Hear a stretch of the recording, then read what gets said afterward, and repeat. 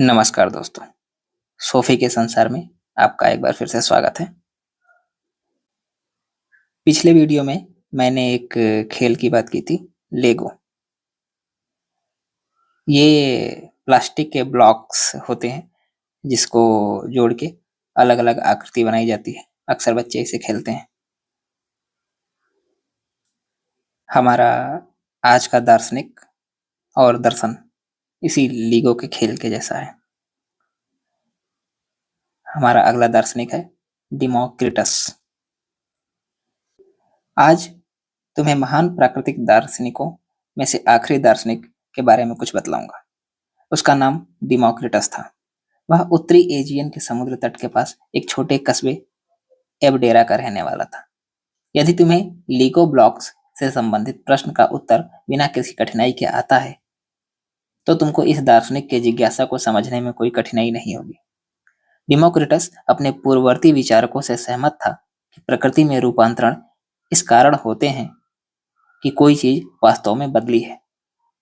इसलिए उसने यह परिकल्पना की कि हर चीज बहुत सूक्ष्म अदृश्य ब्लॉक्स से बनी है और इनमें से प्रत्येक शाश्वत और अपरिवर्तनशील है। डिमोक्रिटस इनमें सबसे छोटे इकाइयों को अणु कहता था। अणु शब्द का अर्थ है अविभाज्य, यानी जिसे काटा ना जा सके। डिमोक्रिटस के लिए सबसे महत्वपूर्ण यह स्थापित करना था कि हर चीज के विधायी अंग जिनसे यह बनी है ऐसे हैं कि उन्हें अनंत रूप से विभक्त करते हुए उनसे और छोटे भाग नहीं बनाए जा सकते। यदि यह संभव है, तब उन्हें ब्लॉक्स की भांति प्रयोग नहीं किया जा सकता।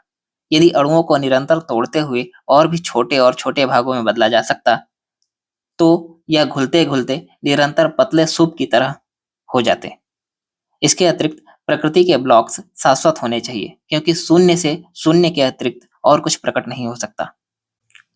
इस विषय में वह पार्मेनिडीज और इलिया वासियों से सहमत था।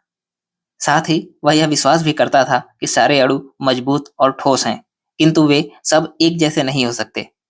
यदि सारे अणु एक जैसे होते, तो इस बात का कोई संतोषप्रद स्पष्टीकरण नहीं मिल सकता था कि वे कैसे इकट्ठे होकर मिलते हैं और पॉपीज तथा जैतून के पेड़ों से लेकर बकरी की खाल और मानवीय बाल तक बनते हैं। डिमोक्रिटस का मानना था कि प्रकृति अणुओं की असीमता और विविधता से बनी हुई है। उनमें कुछ गोल और चिकने थे, अन्य ऊबड़-खाबड़ और विषम थे, और उनके इस प्रकार एक दूसरे से भिन्न होने के कारण ही वे आपस में मिलकर विभिन्न प्रकार की चीजों एवं रूपाकार बनते थे। किंतु संख्या और रूप में वे कितने ही असीम क्यों न हो, वे सब शाश्वत, अपरिवर्तनशील और अविभाज्य हैं। जब एक देह, उदाहरण के लिए एक जानवर या पेड़, मर जाता है और विखंडित हो जाता है, तो अणु अलग-अलग हो जाते हैं और उनका उपयोग नई देह बनाने के लिए किया जा सकता है। अणु स्थान में घूमते रहते हैं, किंतु उनमें हुक और कांटे होने के कारण वे आपस में मिलकर एक होकर उन सभी चीजों को बनाते हैं जिन्हें हम अपने चारों ओर देखते हैं। अब तुमने देख लिया होगा कि मेरा लेगो ब्लॉक्स से क्या अभिप्राय था।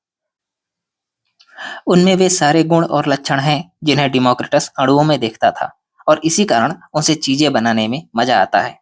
सर्वप्रथम तो वे अविभाज्य हैं, फिर उनकी शक्लें और कद अलग-अलग हैं। वे ठोस और अविभेद्य हैं। उनमें हुक और कांटे होते हैं ताकि उन्हें जोड़ा जा सके और हर संभव चीज बनाई जा सके।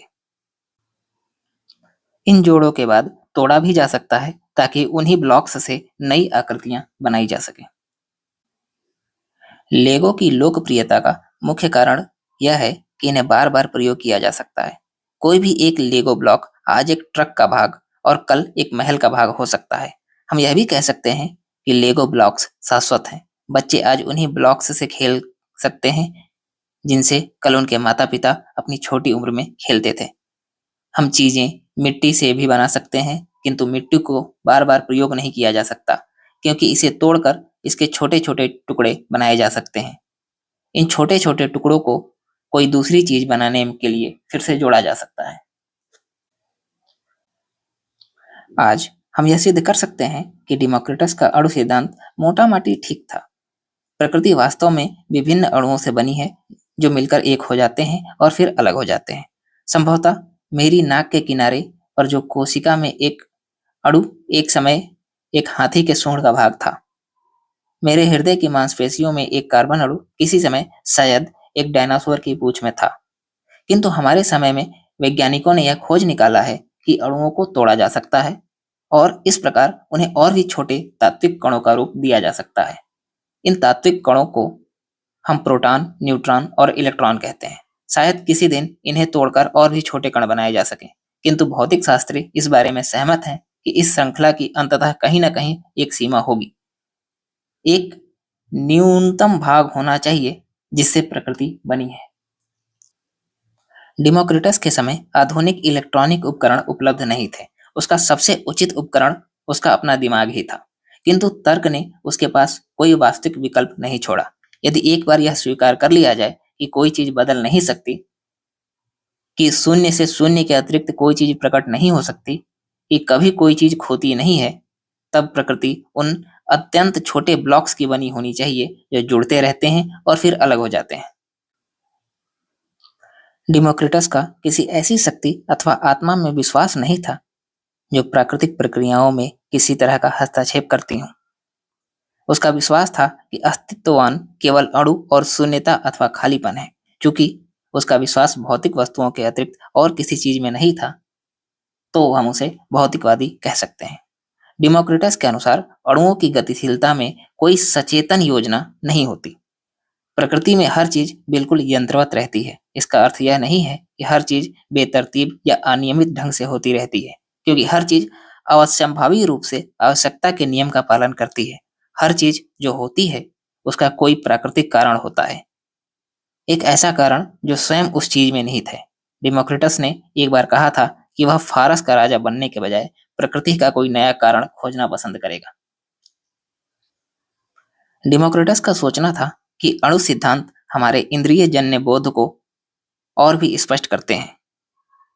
हमें जब भी कोई ऐन्द्रिक अनुभव होता है तो ऐसा स्थान में घूमते अणुओं के कारण होता है। जब मैं चांद देखता हूँ तो ऐसा इसलिए होता है कि चांद अणु मेरी आंख में आ जाते हैं। किंतु फिर आत्मा के बारे में क्या कहा जा सकता है? निश्चय ही वह भौतिक अणुओं की नहीं बनी है। वास्तव में यह कुछ ऐसी हो सकती थी। डिमोक्रिटस का विश्वास था कि आत्मा विशिष्ट गोल चिकने आत्मा अणुओं की बनी है। जब एक मनुष्य की मृत्यु होती है तब आत्मा अणु विभिन्न दिशाओं में उड़ जाते हैं और फिर एक नए आत्मा निर्माण का भाग बन सकते हैं। इसका अर्थ यह हुआ कि मनुष्य की आत्मा अमर नहीं है। यह एक अन्य विश्वास है जिसे बहुत से लोग मानते हैं। यह लोग भी डिमोक्रिटस की तरह मानते थे कि आत्मा मस्तिष्क से जुड़ी हुई है और यह कि एक बार मस्तिष्क का विघटन होने पर हमारे अंदर किसी प्रकार की चेतना नहीं रहती। फिलहाल के लिए डिमोक्रिटस का अणु सिद्धांत यूनानी प्राकृतिक दार्शनिकों के अंत का चिन्ह है। हिरेक्लिटस की तरह उसका भी यह विश्वास था कि प्रकृति में हर चीज बदलती रहती है, क्योंकि रूप आकार आते हैं और जाते हैं, किंतु हर बदलने वाली चीज के पीछे कुछ शाश्वत एवं अपरिवर्तनशील चीजें भी हैं जो बदलती नहीं है। डिमोक्रिटस उन्हें अणु कहता है।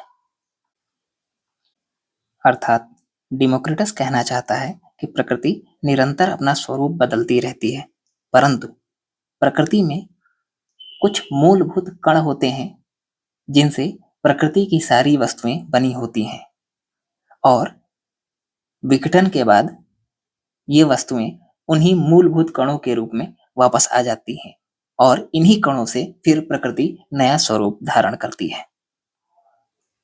उदाहरण के लिए मूलभूत कणों से मिलकर कोई एक वृक्ष बन सकता है और वृक्ष नष्ट होने के बाद पुनः उन्हीं मूलभूत कणों के रूप में वापस आ जाता है और फिर इन्हीं मूलभूत कणों से कोई नया वृक्ष या कोई जानवर बन सकता है। यदि आपको हमारा यह प्रयास पसंद आ रहा है तो चैनल को सब्सक्राइब कीजिए, लाइक और शेयर भी कीजिए और जिज्ञासा बनाए रखिए।